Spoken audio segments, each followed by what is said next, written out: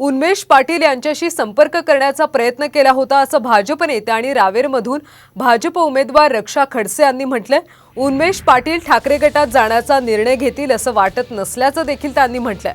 उन्मेष पाटील हे जळगावमधून विद्यमान खासदार आहेत, मात्र भाजपने त्यांचं तिकीट कापल्याने नाराज पाटील उद्धव ठाकरे गटात प्रवेश करणार आहेत।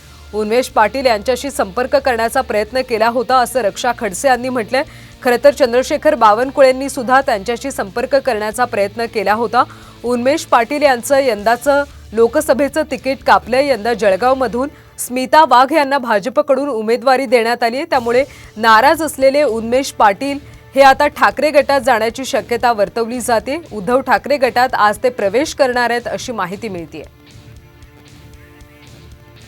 पण त्यांच्याशी संपर्क करायचा प्रयत्न केला, पण माझाही संपर्क होऊ शकला नाही। आता ही घटना अजून झालेली नाही आहे, तर मला असं नाही वाटत की उमेश दादा असं काही निर्णय घेतील।